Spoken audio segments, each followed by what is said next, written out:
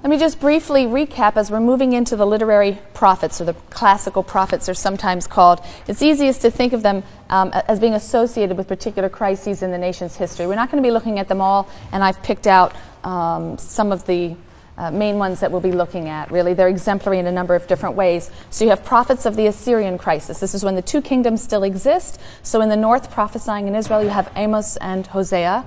And in the south, you have Isaiah and Micah. So think of those four books together. It'll be easier to note the differences among them if you group them together, and we'll be doing that. Then the prophets of the Babylonian crisis. By this time, the northern kingdom has fallen. We're moving towards the end of the 7th century. The Assyrian Empire has fallen in 612. The prophet Nahum talks about the fall of Assyria. And we move then into the very end of the century and down to the beginning of the 6th century with the destruction of Judah. So prophets associated with that time, particularly Jeremiah, and also Habakkuk. Then we have the prophet of the exile, who is Ezekiel. And then the post-exilic period, or the restoration, when the Israelites are allowed to return to their land. And we have several prophets at that time: Haggai, Zechariah, Joel, and Malachi will be the prophets we'll be looking at briefly. There are 3 long prophetic works, and I have circled those: Isaiah, Jeremiah, and Ezekiel, one associated with each of the 3 crises. So again, another mnemonic for you is to sort of think of them, each associated with each of those major crises.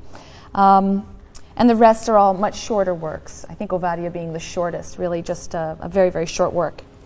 There's been a long debate over the degree to which these classical or literary prophets were harking back to long-standing Israelite traditions or constructing norms that would later come to be viewed as long-standing Israelite traditions.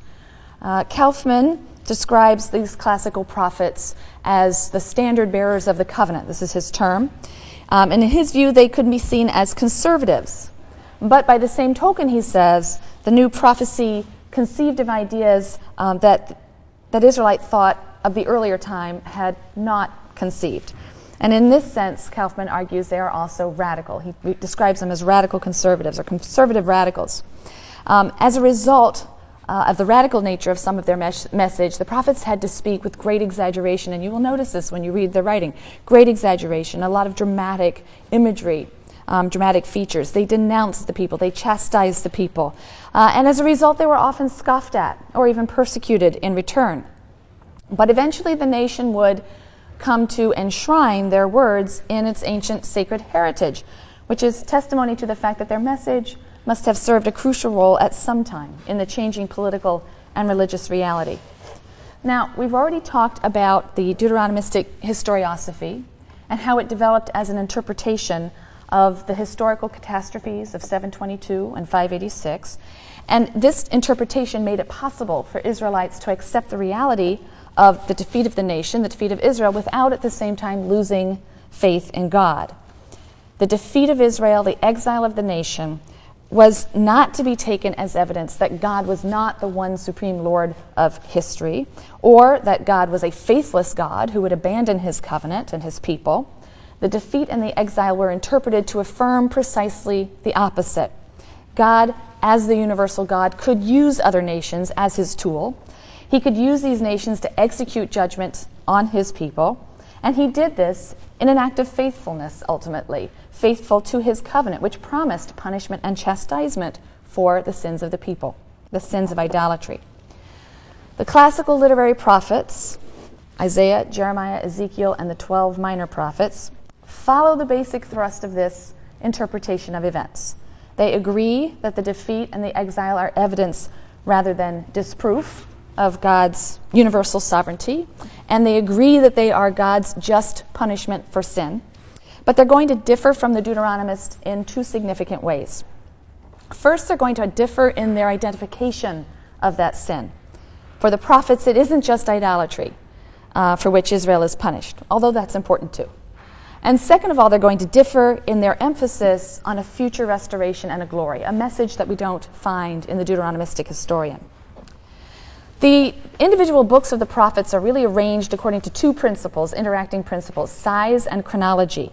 So you have the first 3 books are the very large prophetic books: Isaiah, Jeremiah, and Ezekiel in chronological order of the 3 crises we've outlined here. And then you have the minor prophets. And the minor prophets, again, are in roughly chronological order, although book size also plays a bit of a role in arranging these materials. And that was very common in the ancient world for size to determine the order of books in a corpus. We are not going to be following the order of the canon because it does jump around chronologically, first with the 3 large books and then going back and having some of the smaller books of earlier prophets. We're going to be looking at them in chronological order. We're going to be looking at them against the backdrop of the historical crisis to which they're responding. So we're going to begin with the first of the literary prophets, even though it's not the first in the order of the Bible, and that is Amos. And Amos preached during a relatively stable period of time. This was in the northern kingdom. It was around 750 under the reign of Jeroboam II, not the first. And this is at a time before the Assyrian threat is becoming very apparent, and Assyria's empire-building ambitions, before those are becoming very apparent. There are many passages that suggest that Amos was an ordinary shepherd. He came from a small town about 10 miles south of Jerusalem, so he came from the southern kingdom to prophesy in the northern kingdom. He was called to Bethel, which was one of the royal sanctuaries in the northern kingdom, to deliver his prophecies. But despite the suggestion that he was an ordinary shepherd, it seems more likely that he was probably a fairly wealthy owner of land and flocks. He was probably educated and literate. The northerners are said to be very surprised by his eloquence and his intelligence. But they didn't like his message, and ultimately he's going to be forced to go back to the southern kingdom. The book of Amos can be divided structurally into 4 sections, which I've listed on the board over here. You first have a set of brief oracles of doom. These are in the first 2 chapters, Amos 1 and 2. And then you have a series of 3 short oracles. Oracles to the women of Samaria, an oracle to the wealthy of Samaria and Jerusalem, and then an oracle to Israel as a whole. These are in chapters 3 through 6. This is followed then by 5 symbolic visions, which receive interpretation. These are visions of judgment. First, locusts, then a fire, then a plumb line that one uses in building a building, a basket of fruit, and then a vision of God standing by the altar at Bethel. This happens chapters 7 through 9, about verse 8 and 9. It also, this section, besides the 5 visions, also has a little narrative account of Amos's conflict with a priest at Bethel, the priest Amaziah, who accuses Amos of treason. All right? And then there's a concluding epilogue in the 9th chapter that runs for about 7 or 8 verses to the end of the book. So the book of Amos is a wonderful place to start for us because it contains many features that are going to be typical of all of the classical prophets, all of the literary prophets by and large. And also this book introduces certain major themes. These will become standard themes of prophecy with some variation here and there. So by setting them out in the book of Amos, then we can really go forward and just look at the variations on some of those themes that are sounded by some of the other prophets. So first some literary features, and then we'll talk about the themes of the book. In terms of literary features, I've jotted down a few here. You see in the book what we would call editorial notes. That is to say, you have notes in the book of Amos which are in the 3rd person. These will very often occur at the beginning of a book. They sort of introduce or set the stage. So we have in Amos, the words of Amos, a sheep breeder from Tekoa, who prophesied concerning Israel in the reigns of kings Uzziah of Judah and Jeroboam the son of Joash of Israel, 2 years before the earthquake. So almost all of the prophetic books are going to contain an introduction of this type. Some 3rd person phrase which will identify the place and the prophet and his time. There's another kind of writing in some of these works as well, which is in the 1st person. It's not always in the 3rd person, but you sometimes have 1st person passages in which the prophet himself will speak about and describe something about himself, right? It's stepping aside from the oracular moment and speaking in some way about some experience that he's had. So we have these 1st person and these 3rd person passages that give us information about the prophet. The 3rd person passages, we surmise, may have been written by the prophet, but they were probably written by disciples or others who were responsible for collecting the prophet's oracles, inditing the prophet's oracles. Amos 7 is an example of this. In Amos 7, we find an example of this kind of writing again, where you have a description of Amos in debate with a priest Amaziah at the shrine of Bethel. Okay, so you have the oracular statements, but you also have these other identifying passages as well, and descriptive passages. This brings us then to a second point, which is that the prophetic books are a compilation of a variety of materials. All right? They consist of varied materials that have been collected, they've been revised, they've been supplemented. The prophets' oracles, which were delivered in various situations over a period of time, were apparently saved and then compiled, again, perhaps by the prophet himself, perhaps by his disciples. We know that prophetic oracles were written down and transmitted in other ancient Near Eastern societies. We know this about Assyria, for example. These were literary compositions, and the literary nature of these compositions will account sometimes for their ordering. Sometimes it appears that there is not chronological ordering. This is one of the things that can make it so hard to read some of the prophetic writings, because the oracles are not necessarily in chronological order. They are literary works, and sometimes the prophet or the disciple or the editor would combine principles or combine oracles or juxtapose oracles according to principles other than chronology, literary principles. So, for example, you very often find the principle of a catchword, a prophecy or oracle that might end with a particular word in its last line or last verse, and so next to it will be a second prophecy or oracle which echoes that word in its opening line, and so the two have been brought together for literary reasons. So Amos 3 verse 2 reads, "You alone have I known of all the families of the earth." And that's the concluding line of that particular oracle, and that verb, to know, is probably the catchword for the oracle that follows, because the next one opens, "Do two people walk together unless they know each other?" So that may have suggested the juxtaposition of those two. So we need to understand that the prophetic books are really little anthologies of oracles. They can be connected for literary rather than substantive or chronological reasons. You can't assume chronological sequence. It's not like reading the historical books of Joshua through 2 Kings. It's very, very different. An interesting question concerns the degree to which the prophetic books preserve the actual oracles of the prophets. Certainly, there's no doubt that there has been revision and supplementation of the prophetic books. Not everything in the book of Amos is from Amos himself. Additions have been made to most of the prophetic books. It was believed that the words of the prophets had enduring significance. Those who received these words believed that they had enduring significance. And so they were supplemented because of the conviction that they had enduring relevance. Not despite of it, because of it. And some scholars believe that this accounts for the oracle in Amos 2 that prophesies the fall of Judah. Amos is living in 750, the latter half of the 8th century, not in the 6th century. He's living in the 8th century. But he prophesies the fall of Judah. And most people would assume that this is an addition which is made to the book of Amos after Judah's fall.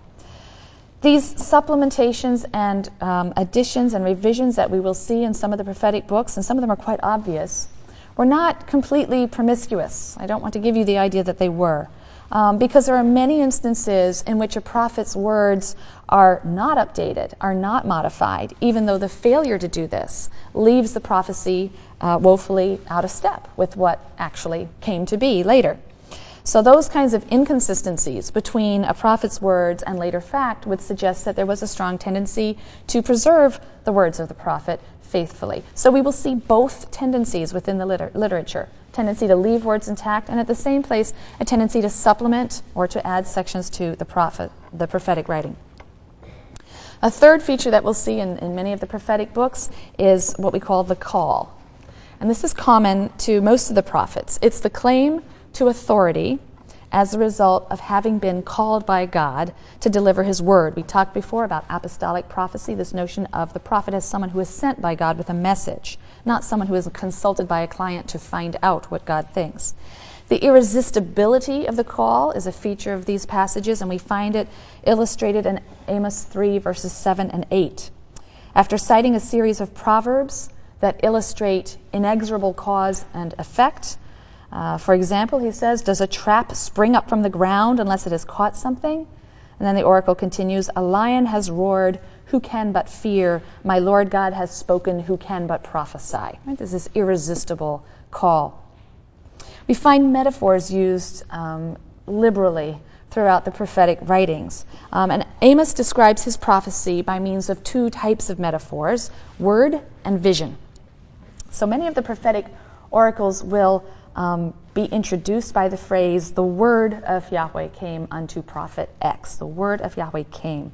Sort of an image of God speaking directly to these prophets in human language, which is then repeated or passed on to the audience, to the listener. This could be understood in a literal sense. We could take this as a metaphor. Behind it, however, is the simple idea that it is God who's communicating to the prophet, and the prophet then communicates the message to the people.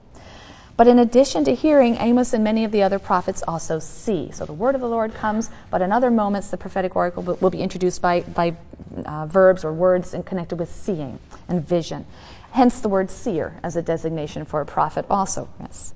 Amos is shown visions of various kinds, particularly those 5 visions clumped in chapters 7, 8, and 9. And this is true of the prophets generally. These visions might be visions of God speaking, or visions of God performing some kind of action. They might also be visions of perfectly ordinary objects or events that carry some sort of symbolic significance.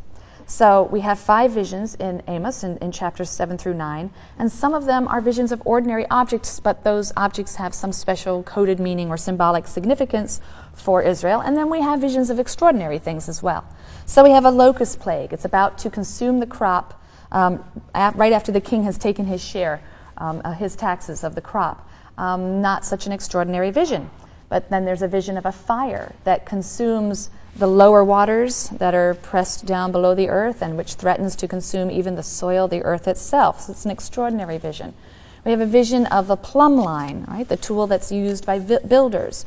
There's a vision of God destroying worshipers in the temple. The vision in chapter 8 is an ordinary vision. It's a vision of a basket of summer fruit. The Hebrew word for summer or summer fruit is kaitz. And this is a pun because the word kaitz means end. So the vision of kaitz is indicating or symbolizing the ketz, the end of Israel. And these kinds of symbolic visions will very often typically include puns of this type. So another point to make about just the literary features of prophetic writings is that they do contain or employ a variety of literary forms. One commonplace form that you will see over and over again in these writings is a form that we call the oracle, an oracle against the nations. This is found in Amos. It's found also in the 3 large prophetic writings, Isaiah, Jeremiah, and Ezekiel. Amos 1 and 2 contains 7 of these oracles that inveigh against the nations. But Amos gives the form a new twist, and this is what's interesting. 6 of the 7 oracles are directed against surrounding nations, and they are excoriated for their inhumane treatment of others, Israelite and non-Israelite, during wars and conflicts. As punishment for their terrible war atrocities, a divine fire is going to break out and destroy all of their palaces and fortified places. But then the twist comes, because after these 6 horrific oracles which condemn the nations for these brutal acts of atrocity and war, Amos then turns to address his own people. And he says the same divine power will consume the people of Yahweh because of the atrocities and inhumanities that they commit even in times of peace. So the 7th, the climactic oracle, announces that God's wrath will be directed at Israel. And this is a very unwelcome, unexpected statement. And you can see how he perhaps would almost draw his audience in, by with these images of their enemies getting what they deserve, only to then turn it around, having drawn them in, seduce them, if you will, with his words, to turn around and then charge them with something even worse. The term Israel that he uses is, of course, ambiguous. That's one of the problems with some of the prophetic writings. You're never completely sure whether they're prophesying against the northern kingdom, Israel, or the house of Israel, right? Both kingdoms together, the whole tribal confederation. Some passages in Amos would suggest one, some passages suggest the other. The other thing that we find in Amos is an oracle against Judah, against the southern kingdom. This is in chapter 2. It's just 2 lines, verses 4 and 5, and it's in chapter 2. And many people identify that as a later addition by an editor. First of all, it's written in very standard sort of Deuteronomistic language. And also, if we leave it out, then we have a nice literary pattern. We have 6 oracles right? Plus 1. We have 6 oracles against foreign nations, and then we have 1 against Israel. And that pattern is a very standard literary pattern, particularly in poetic sections of the Bible, and the prophets are written in an elevated poetic style. We very often have a 6 plus 1 pattern. That's related to another pattern that we also see in Amos, which is the 3 plus 1 pattern. Right? This is just a doubling of it, 6 plus 1. The 3 plus 1 pattern you'll recognize, it's quite explicit at times. Amos will say, for 3 transgressions of Damascus, for 4 I will not revoke it, the decree of punishment. Right? The similar kind of language is used in verse 6 for Gaza, in verse 9 for Tyre, in verse 11 for Edom, in verse 13 for the Ammonites, and so on. So we often have this pattern. And so the suggestion by scholars is that without that prophecy concerning the fall of Judah, which postdates Amos, you would have a nice complete 6 plus 1 pattern. And this might be the sign of a later editor updating Amos's prophecy so that it would look as though he had in fact prophesied the fall of Judah. You have other sorts of literary patterns and forms used in the prophetic works. Some of the literary forms we see are hymns, we see songs, we see laments, particularly laments or mourning for Israel as if her destruction is already, a fait accompli. You find proverbs. Very often when the prophets cite a proverb, they will turn its accepted meaning on its head. They'll take an old proverb and they'll apply it to some new situation and give it a radically new kind of meaning to sort of shock and surprise their audience. And Amos 3 through 8 contains a lot of proverbs. Another literary form that we'll see, and this is an important one, is a literary form that's called the Riv, R-I-V, I have it up there. A Riv, which basically means a lawsuit, specifically a covenant lawsuit. Many of the prophetic books feature passages in which God basically brings a lawsuit against the people, charging them with breach of covenant, breach of contract, if you will. And in these passages, you have legal metaphors being used throughout, right? People testifying or witnessing against Israel. Can she speak in her defense? And so on. So the Riv, or the covenant lawsuit, is a form we'll see here. We'll also see it again when we get to the book of Job. So the prophetic corpus draws on the entire range of literary forms that were available in Israelite tradition, literary tradition, and very often gives them a rich, and that's what gives the books a very rich and varied texture. So Amos is a model for us in terms of its literary features, but it's also a model for us in terms of some of the themes or the content of the book, because Amos will articulate certain themes that we will see resounding throughout the prophetic literature. There will be some variations on these themes, but some standard themes appear here. So we'll review those now. Many scholars, Kaufman among them, have noted that the literature of the classical prophets is most clearly and strongly characterized by a vehement denunciation of the moral decay and social injustice of the period. It really doesn't matter what period. Vehement denunciation of moral decay and social injustice is the way Kaufman phrases it. Amos criticizes the sins of the nation. He's critical of everyone, the middle class, the government, the king, the establishment, the priesthood. They're all plagued by a superficial kind of piety. For Amos, as for all the prophets we'll be looking at, the idea of covenant prescribes a particular relationship with Yahweh, but not only with Yahweh, also with one's fellow human beings, right? The two are interlinked. It's a sign of closeness to Yahweh that one is concerned for Israel's poor and needy, right? The two are completely intertwined and interlinked. And so Amos denounces the wealthy, he denounces the powerful, and the way they treat the poor. I'm going to be reading some passages from Amos to illustrate some of these themes. So Amos chapter 4, verses 1 to 3. And listen to the dramatic rhetoric that's used. Hear this word, you cows of Bashan on the hill of Samaria. It's the capital of the northern kingdom, Israel. Who defraud the poor, who rob the needy, who say to your husbands, bring and let's carouse. My Lord God swears by his holiness, behold, days are coming upon you when you will be carried off in baskets, and to the last one in fish baskets, and taken out of the city, each one through a breach straight ahead, and flung on the refuse heap. It's a wonderful pun here because the wealthy women of Samaria are referred to as cows of Bashan. Now, Bashan is an area that's very rich pasture land in the Transjordan. And also it's very common in Canaanite literature to refer to the nobility and even to gods with terms like bull or ram or cow. These were not insulting terms as they might be in our culture. These were in fact terms that did not offend. These were very complimentary terms. So when he refers to the cows of Bashan, he speaks to the women of Samaria as the cows of Bashan, he's flattering them to begin with. But the pun is quite wonderful because these women are going to end up like fat cows, as slabs of meat in the butcher's basket or in the fish basket, which is flung out on the refuse heap once it's spoiled, right? So he takes that term, cows of Bashan, and leads it to this horrendous end.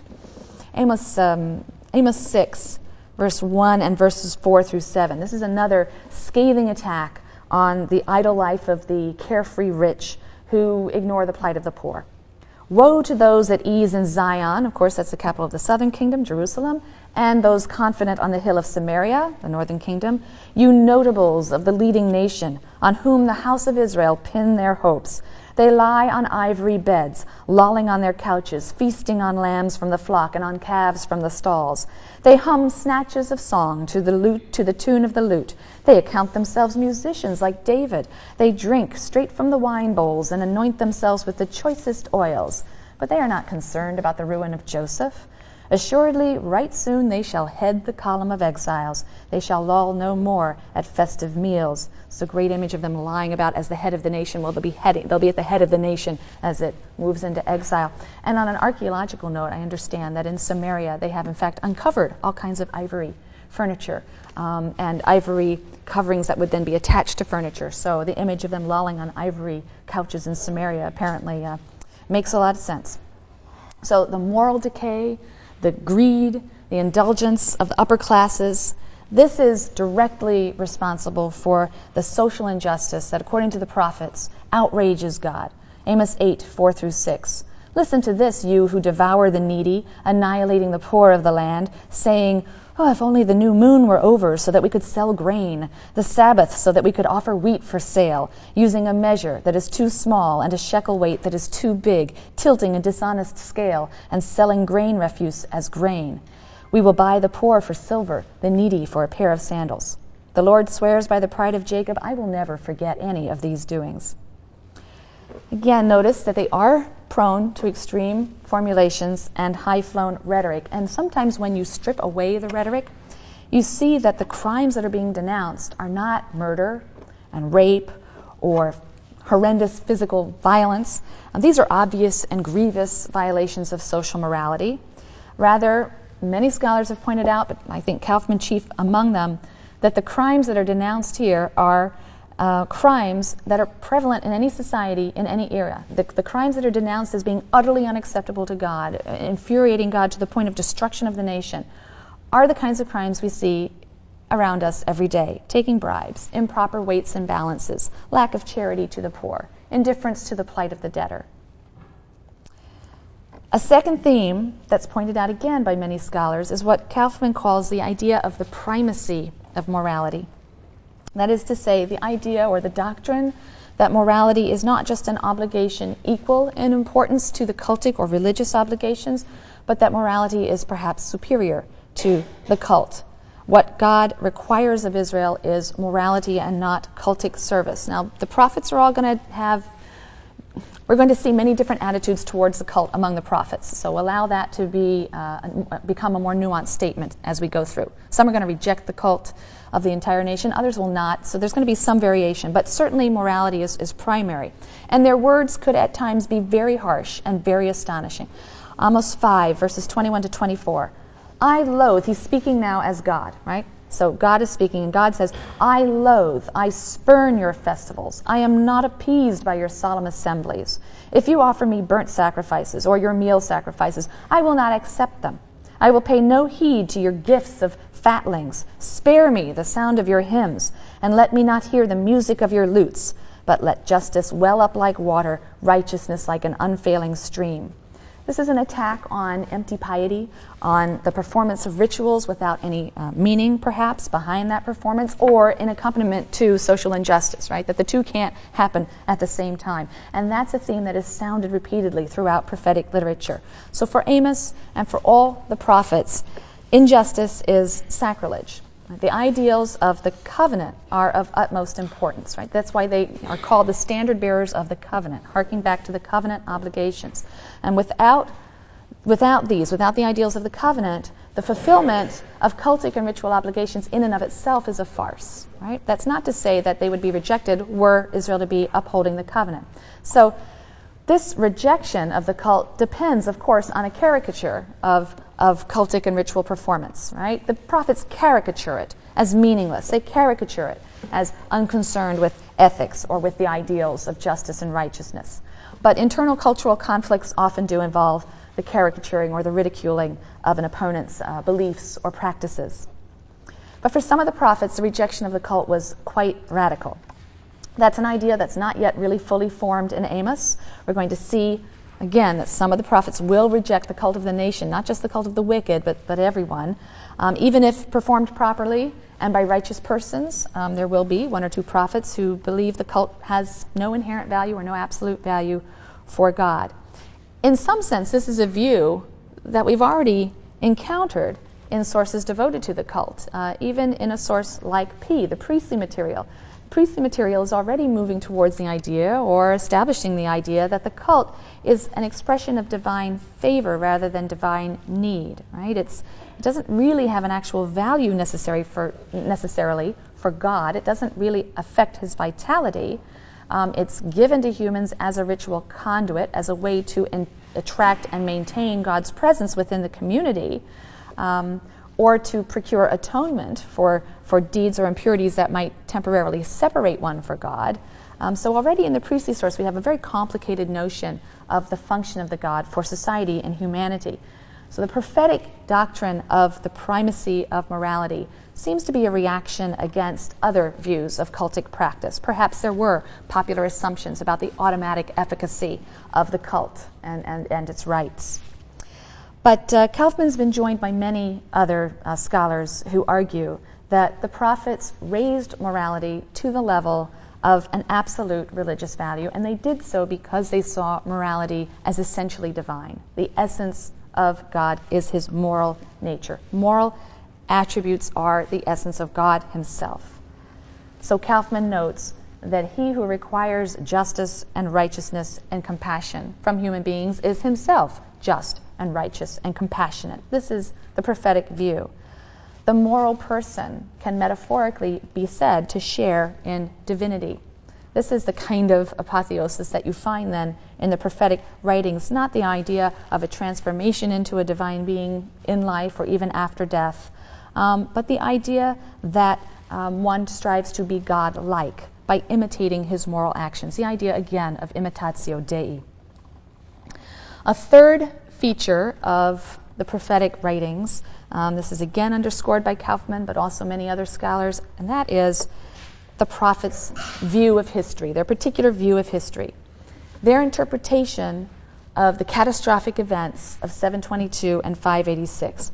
It's an interpretation that centers on their elevation of morality, because the prophets insisted that morality was a decisive, if not the decisive factor in the nation's history.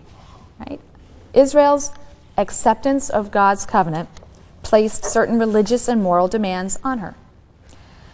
Now, in the Deuteronomistic view that we've talked about, one sin is singled out as being historically decisive for the nation. Other sins are punished, absolutely, but only one is singled out as being historically decisive for the nation, and that's the sin of idolatry, particularly the idolatry of the royal house. So the Deuteronomistic historian presents the tragic history of the two kingdoms as essentially a sequence of idolatrous aberrations, which were followed by punishment, and this cycle continued until finally there had to be complete destruction. While it's certainly true that moral sins and other religious sins in Israel were punishable in the Deuteronomist view, it's really only the worship of other gods that brings about national collapse, national exile. And that view is exemplified in 2 Kings chapter 17, which I read to you. It doesn't mention moral sins as leading to the collapse of the state. It harps on idolatry. Idolatry was what provoked God to drive the nation into exile. The view of the classical prophets is a little different. Israel's history is determined by moral factors not just religious factors. So the nation is punished not only for idolatry, but for moral failings. And of course, the two are to a large degree intertwined, but the emphasis on the moral is striking in the prophets. And it may not be so startling to hear that God would doom a generation or doom a nation for grave moral sins like murder and violence. This is something we've already seen, right? In the generation of the flood. The cities of Sodom and Gomorrah, they were destroyed for grievous violations of morality, murder, violence, and so on. The prophets, however, are claiming that the nation is doomed because of commonplace wrongs, because of bribe-taking, because of false scales and false weights that are being used in the marketplace. These are the crimes for which destruction of the nation and exile will take place. Amos 2, verses 6 through 8. Thus said the Lord, for 3 transgressions of Israel, for 4 I will not revoke the decree of destruction, because they have sold for silver those whose cause is just, right, taking bribes in a courtroom setting, and the needy for a pair of sandals. Ah, you who trample the heads of the poor into the dust of the ground and make the humble walk a twisted course. So this is the first difference, really, between the Deuteronomistic interpretation of the nation's history, the destruction of Israel, and the prophetic interpretation. For the prophets, the national catastrophes are just punishment for sin, but not just the sin of idolatry, for all sins, no matter how petty, no matter how venial, because all sins violate the terms of the covenant code, which is given specially to Israel. Right? And the terms of the covenant, being vassals to the sovereign Yahweh, means treating co-vassals in a particular way, and it is breach of covenant not to do that. And again, how much the prophets were harking back to an older tradition, to ancient traditions about Israel and its covenant relationship, traditions according to which Israel's redemption and election entailed moral obligations. How much they were the ones to actually generate and argue for this idea, again, is hotly debated by scholars. It's not an issue that we need to decide. But I would note that the primacy of morality in Israelite religion certainly dates back at least to the times of the earliest prophets, Amos in the 8th century, for example, and may indeed have had antecedents. It certainly didn't just arise in the exile, as some scholars would have us believe. It certainly was not the invention of the Deuteronomistic historian. It's alive and well in some of these very early prophets. I'm going to turn now to the second difference between the Deuteronomistic and the prophetic interpretation of Israel's history. And that is that the prophets coupled their message of tragedy and doom with a message of hope and consolation. And this is something that just simply doesn't come within the purview of the Deuteronomistic historian's writing. First, let me say a little bit about the message of doom and then the message of hope and consolation. One of the things that's so interesting in the classical prophets is that they give a new content to older Israelite ideas about the end of days, or what we call eschatology. Right? Eschatology, an account of the eschaton. Eschaton meaning the end. So an eschatology is an account of the end.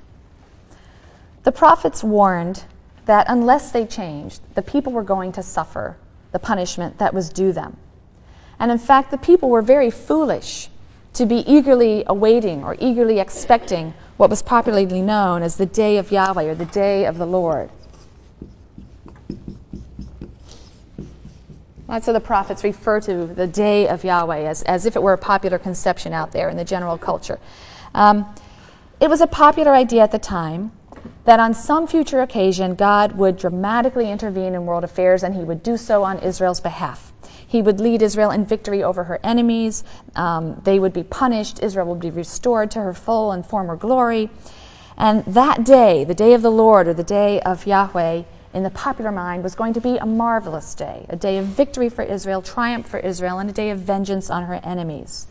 Amos 5, verses 18 and 29, talks about the people as desirous of the day of Yahweh. They're very confident that this is going to be a day of light, a day of blessing, a day of victory, he says.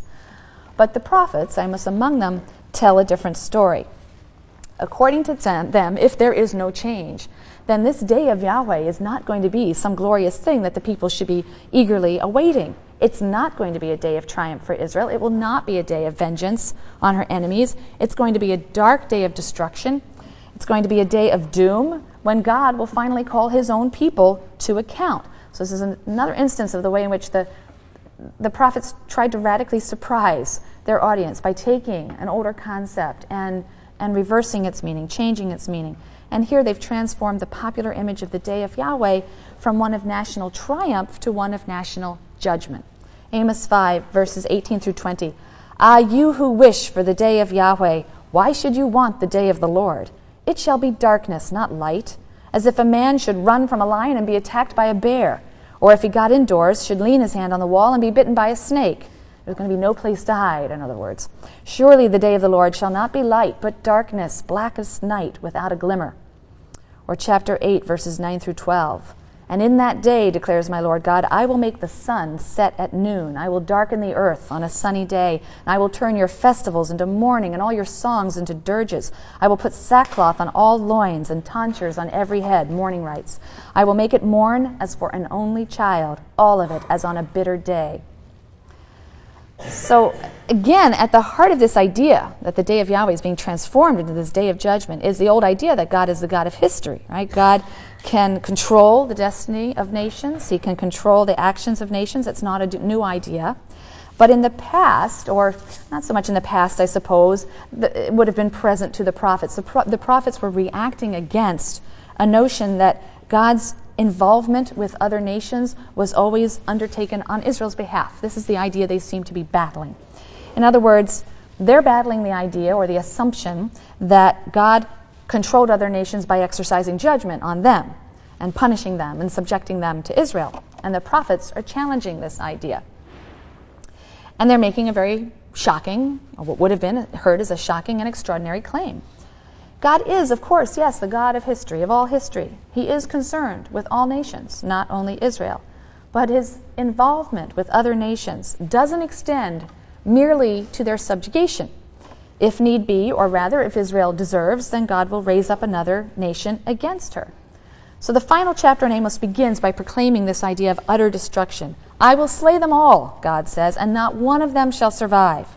Wherever they hide, under the earth, in the heavens, at the bottom of the sea, God's going to haul them out and he's going to slay them. And what about the covenant? Isn't it a guarantee of privilege or safety? Again, for Amos, its primary function is to bind the nation in a code of conduct, and violations of that code are going to be severely punished. So in chapter 9, verses 7 to 8, Amos makes the startling claim that in God's eyes, Israel is really no different from the rest of the nations. He elevated her, he can also lower her. To me, O Israelites, you are just like the Ethiopians. True, I brought Israel up from the land of Egypt, but also the Philistines from Kaphtor, and the Arameans from Kir. Behold, the Lord God has his eye upon the sinful kingdom, and I will wipe it off the face of the earth. These are harsh, harsh words. And you also have to remember that Amos was living in a time of relative peace and prosperity, about 750. National confidence is riding high. The people of Israel were pretty convinced that God was with them. They weren't in any real imminent or obvious danger. And Amos was convinced that despite this external appearance of health, the nation was diseased. They were guilty of social crimes and unfaithfulness to their covenantal obligations. And so, he says, they're headed down this path of destruction. And perhaps because of the optimism of the time, Amos had to emphasize this message of doom, because his book is a pretty depressing book. Later prophets who are speaking in a different historical setting, in a more desperate historical setting, will often speak words of much more comfort and hope. But Amos doesn't do this. He does indicate that his purpose is the reformation or the reorientation of the nation. He wants to awaken Israel to the fact that change is needed.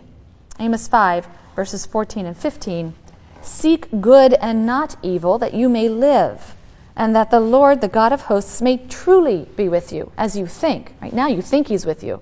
He's not. Change, right? So that he will truly be with you. Hate evil and love good, and establish justice in the gate. Perhaps the Lord, the God of hosts, will be gracious to the remnant of Joseph. The perhaps is important, and it's very indicative of Amos's fatalism. This is very much a fatalistic book. The overriding theme of Amos's message is that punishment is inevitable. It's pretty much inevitable. And this is one of the reasons that most scholars believe that the final verses of the book, verses halfway through 8 down to 15, are a later addition by an editor. It's an epilogue, and it was likely added in order to relieve the gloom and the pessimism and the fatalism of the prophet's message. Because in these verses, Amos does an almost complete about-face. We've just finished 9 of the first half of verse 8 in chapter 9. So 9:8a. You have this oracle of complete and devastating judgment. Behold, the Lord God has his eye upon the sinful kingdom. I will wipe it off the face of the earth. But then the second half of the verse, and the beginning of this epilogue that's been added, immediately dilutes this. But I will not wholly wipe out the house of Jacob, declares the Lord. It seems that an editor has qualified this last oracle of doom, was desired to qualify this last oracle of doom. And the editor continues, For I will give the order and shake the house of Israel through all the nations, as one shakes sand in a sieve, and not a pebble falls to the ground. All the sinners of my people shall perish by the sword, who boast, Never shall the evil overtake us or come near us. And in that day I will set up again the fallen booth of David. I will mend its breaches and set up its ruins anew, and I will build it firm as in the days of old. A time is coming, declares the Lord, when the mountains shall drip wine, and all the hills shall wave with grain. And I will restore my people Israel. They will rebuild ruined cities and inhabit them, and they shall till gardens and eat their fruits. And I will plant them upon their soil, never more to be uprooted from the soil I have given them, said the Lord your God. In other words, according to this epilogue, God's punishment of Israel isn't the end of the story. It's one step in a process, and the affliction and the punishment serve a purpose. It's to purge the dross, right? To chasten Israel. They're going to be put through a sieve. Only the sinners will really perish. A remnant, presumably a righteous remnant, will be permitted to survive, and in due time that remnant will be restored. To summarize Amos, and hopefully this will give us then some foothold as we move into other prophetic books, we need to understand that the book of Amos is a set of oracles by a prophet addressing a concrete situation in the northern kingdom. It's been subject to some additions that reflect the perspective of a later editor. Amos's message was that sin would be punished by God, and it would be punished on a national level, right? The nation would fall. When the northern kingdom fell, it was understood to be a fulfillment of Amos's words. The Assyrians were the instruments of God's just punishment. So his words were preserved in Judah. After Judah fell, presumably a later editor added a few key passages to reflect this later reality. Most significantly, the oracle against Judah in chapter 2, verse 4-5, and the epilogue in chapter 9, verse 8b to 15, which explicitly seem to refer to the fall of the southern kingdom, right? It refers to a future day when the fallen booth of David will be raised. That reflects a knowledge of the end of Judah, the end of the Davidic kingship. And the phrase "on that day," which is used, is a phrase that often signals what we feel is an editorial insertion in a prophetic book. It's pointing forward to some vague future time of restoration. Okay, on Monday we are going to be moving on to Hosea and Isaiah.